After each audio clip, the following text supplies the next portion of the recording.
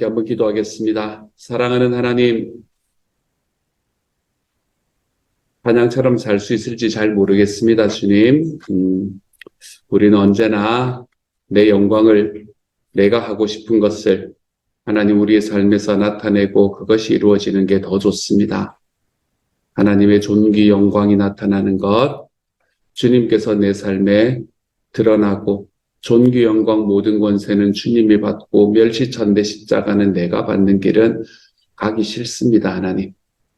하지만 우리들의 마음속에 주님께서 은혜 더하여 주셔서 하나님 우리가 그 길을 선택해야 될 때 담대할 수 있도록 주님께서 도와주시고, 사랑하는 하나님, 우리를 사랑하는 아들을 언제나 고난의 길로 이끌고 가시는 분이 주님이 아니시라는 걸 믿기에 우리가 그 길을 선택해야 되는 순간에는 담대할 수 있도록 주님께서 도우시고 함께하여 주옵소서. 모든 말씀 우리 주님 예수님 이름으로 기도드립니다. 아멘.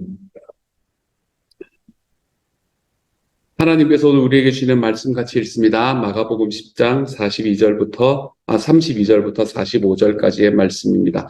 마가복음 10장 32절부터 45절까지의 말씀.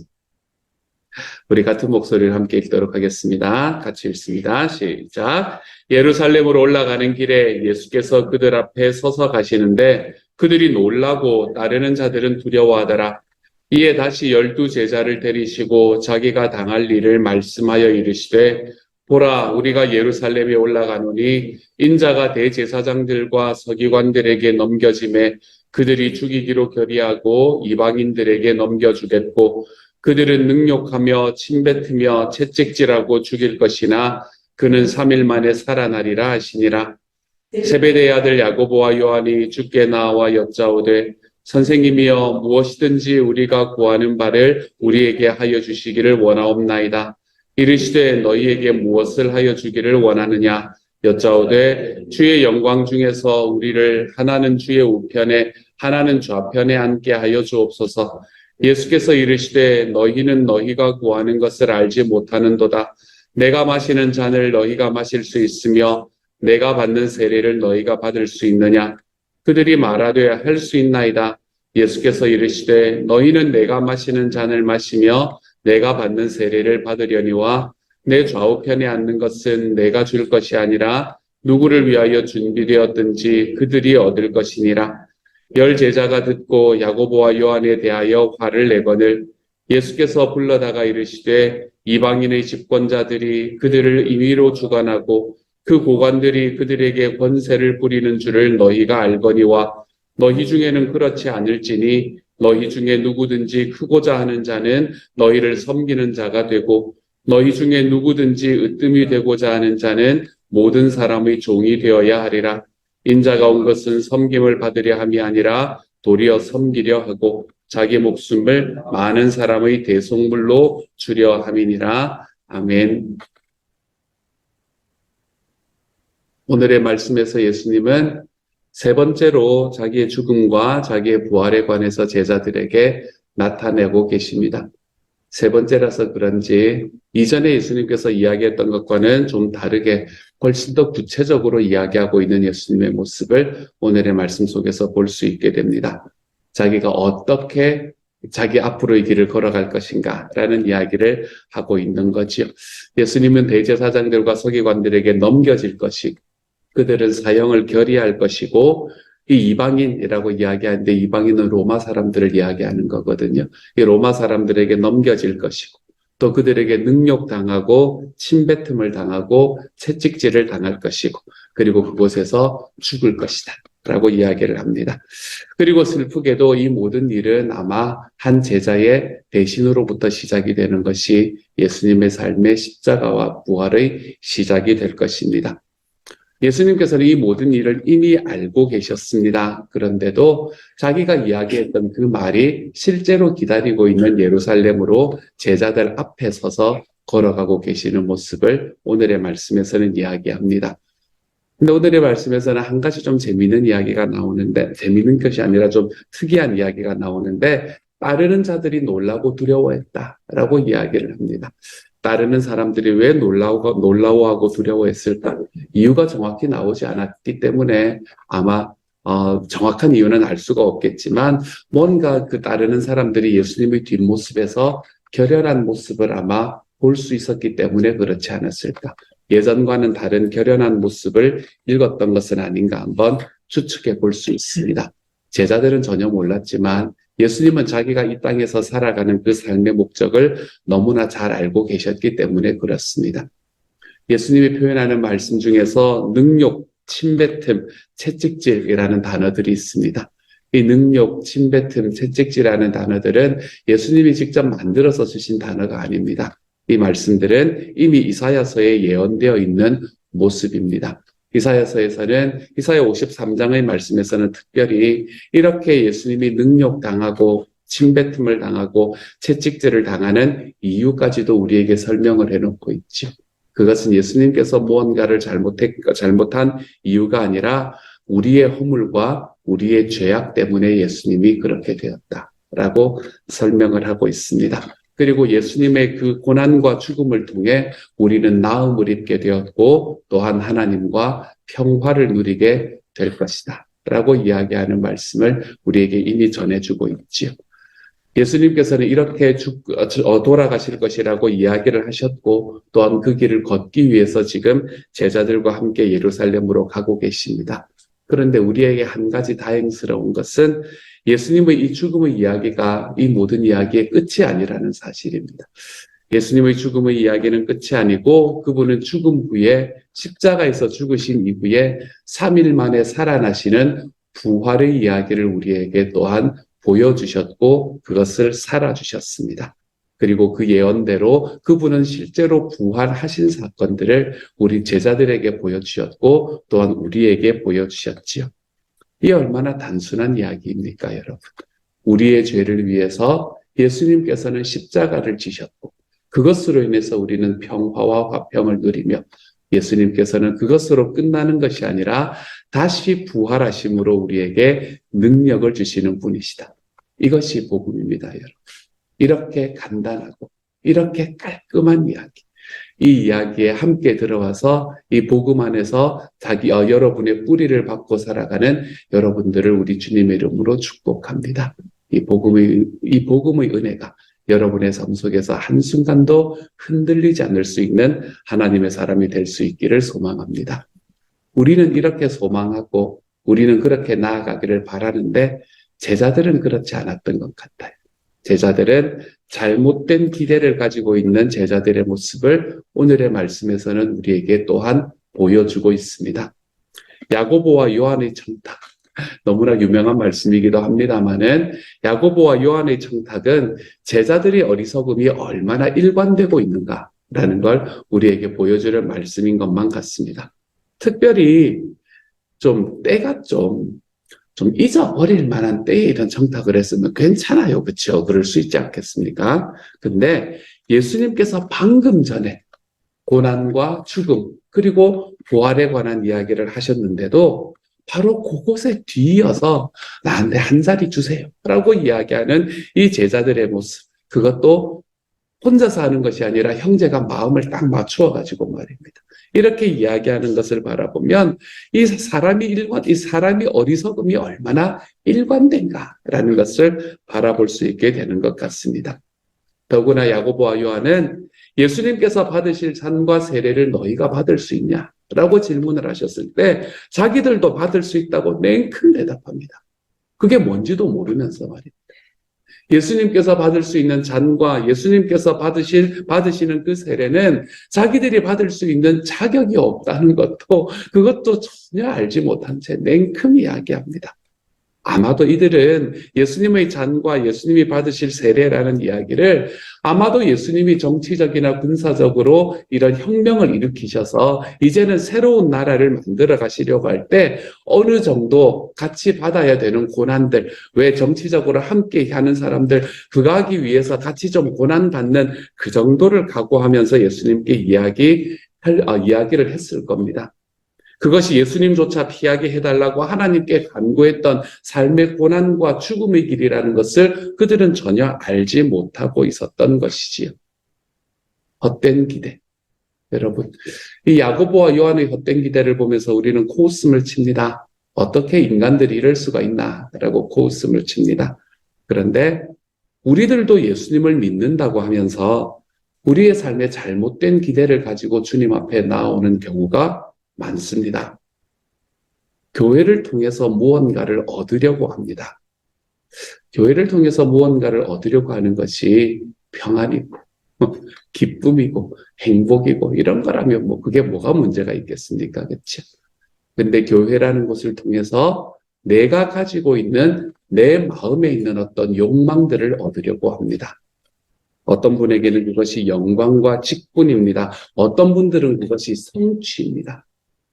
내가 이곳에서, 내가 이 교회에서, 내가 갖고 있는 내가 다른 곳에서는 나를 알아주지 않지만 내가 이곳에서 내가 어떤 성취를 이루고야 말겠다. 내가 이곳에서는 다른 사람의 인정을 받고야 말겠다. 그래서 그런 인정을, 성취를, 영광을, 직분을 추구하고 그것을 기대하면서 하나님께 나아갑니다. 이게 얼마나 어리석은 일인지 모르겠습니다. 이 제자들이 자기들이 갖고 있는 자기의 기대를 가지고 예수님께 나아갔던 것처럼 오늘날 살아가는 많은 그리스도인들도 우리들의 삶에 있는 헛된 기대를 가지고 하나님께 나아갑니다. 어찌 이것이 동일한 이야기가 아닙니까, 여러분? 그래서 저는 이 두 사람을 바라보면서 혀를 끌끌 차기가 좀 무섭습니다. 나는 혹시 그렇게 하고 있지 않은가라는 마음이 제 마음에 있기 때문에 그렇습니다. 하지만 우리가 기대하고 우리가 소망하는 그것들은 예수님의 뒤를 따르고 주님의 길을 걸어가는 우리에게는 따라올 수 있는 것일망정 우리가 추구해야 되는 것은 아니라는 것이 분명합니다. 우리는 그것을 추구하기 위해서 예수님을 좇는 게 아닙니다. 우리가 주님을 쫓아가다 보면 따라올 수는 있겠지요. 우리가 이것에 대해서 우리 순서를 너무 분명하게 살아가는 것이 얼마나 중요한지 모릅니다. 사실 나를 부유함으로 인해서 사용하실지, 나를 가난하게 만드시면서 사용하실지 우리는 잘 모릅니다. 나를 건강함으로 사용하실지, 아니면 내가 연약해짐으로 주님 앞에 사용을 받는지 우리는 잘 모르지요. 나를 높아짐으로 사용하실지, 내가 낮아지는 것을 통해서 나를 사용하실지 우리는 잘 모릅니다. 내가 어느 쪽으로 나를 사용해 주십시오라고 하나님께 이야기할 수 없는 것은 이 모든 것은 다 주님의 뜻과 계획에 달려 있다는 바로 이 사실 때문입니다. 하나님께서 우리를 사용하시는 것은 주님께서 계획하신 그 계획과 뜻에 달려 있다는 것입니다. 그런데 우리에게 우리의 삶에 있는 영광, 내 삶에 있는 성취, 내가 주님을 쫓아가다가 얻는 다른 사람에 대한 인정, 여러분 이런 것들을 우리들의 삶에 주시기 전에 1차적으로 요구하시는 것이 있습니다. 그것이 어제의 말씀에서도 말씀을 드렸던 버림이고 낮아짐입니다. 그리고 예수님께서는 너희가 나를 따라오려면 먼저 너희의 십자가를 지고 나를 따라와라 라고 이야기하는 것으로부터 우리에게 다가오십니다. 우리가 왜 버리지 않으면, 내 삶에 있는 뭔가를 비우지 않으면 여러분, 내 삶에 다른 것들이 채워질 수가 없지 않습니다. 그래서 주님께서는 우리가 걸어가는 모든 길에서 먼저 1차적으로 버림과 낮아짐을 우리에게 이야기를 하며 다가오십니다. 물론 이 길에는 기쁨이 있습니다. 여러분, 버리고 낮아지고 나아가는, 그렇게 주님을 쫓아가는 길에는 축복이 있고 행복이 있습니다. 그런데 기억하십시오, 여러분. 이러한 축복과 행복은, 이런 기쁨은 죽음을 통해서 얻는 것입니다. 우리는 죽음을 통해서 기쁨을 얻습니다. 우리는 버림을 통해서 축복을 얻습니다. 우리는 낮아짐을 통해서 행복을 얻습니다. 사랑하는 여러분, 부활의 은혜는 십자가를 통해야만 이루어집니다. 이것을 기억하고 걸어가보는 저와 여러분이 될 수 있기를 소망합니다. 나는 주님께서 나를 부활시키실 것에 대한 것을 붙들고 걸어가는 것이 아니라 나는 내 삶에 하나님께서 말씀하시는 죽음과 버림과 낮아짐을 내 하나님 앞에 인정하고 걸어가 볼 줄 아는 하나님의 사람이 되어 가시기를 소망합니다. 십자가를 통해서 부활이 있습니다. 우리 주님의 죽음을 통해서 우리에게 행복과 기쁨이 생기기 마련이지요. 우리 하나님 앞에 좀 버려내고, 우리 주님 앞에 좀 비워내고, 우리 하나님 앞에 좀 낮아짐을 통해서 우리의 삶에 기쁨과 축복과 행복을 하나님께서 어떻게 채우시는가, 이것을 좀 기억하고 걸어가 볼 줄 아는 하나님의 사람이 되어 가시기를 우리 주님의 이름으로 축복합니다. 자기와 함께 3년이나 살아가던 제자 중에, 그것도 자기 내 제자라고 이야기하던 그 제자 중에 2명이 있다고 이야기를 하는 걸 보면서 예수님께서 이제는 안 되겠다고 생각을 하셨나 봅니다. 그러면서 이제는 예수님께서 그렇게 죽임을 당해야 되는 이유를 제자들에게 이야기하기 시작합니다. 지금까지 마가복음에서 3번이나 예수님은 자기가 죽임을 당할 것이다 라는 이야기를 제자들에게 했는데 그 이유를 한 번도 설명하지 않았습니다. 그런데 오늘 이제 그 비밀이 공개되는 거예요. 예수님께서 십자가를 지셨던 이유는 많은 사람의 대속물로 목숨을 내주시는 것이다 라고 예수님께서는 이야기하십니다. 그것이 내가 이 땅에 온 이유다 라고 제자들에게 설명을 하기 시작을 하세요. 여기서 대속물이라는 단어, 대속물이라는 말은 좀 쉽게 말하면 몸값이라는 겁니다, 여러분. 예수님께서는 많은 사람들의 몸값을 치르기 위해서 이 땅에 오셨다라고 이야기합니다. 보통 요즘 우리 시대를 봐도 테러리스트 같은 사람들이 인질을 납치하고는 몸값을 요구하지 않습니까? 그렇죠? 이 사람을 살려줄 테니 얼마를 내라라고 이야기를 합니다.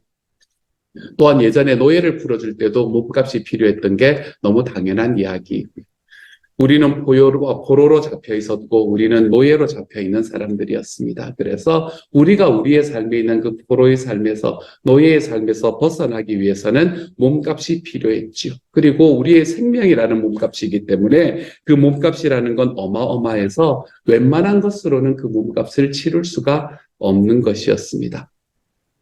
우리 한 사람이 가지고 있는 몸값만 해도 어마어마한데 그 몸값들을 모두 다 치르시기 위한 바로 그 값어치를 가지신 분은 예수 그리스도 한 분밖에 없었기 때문에 하나님께서 자기의 아들을 보내셔서 그 몸값을 치르게 만드셨지.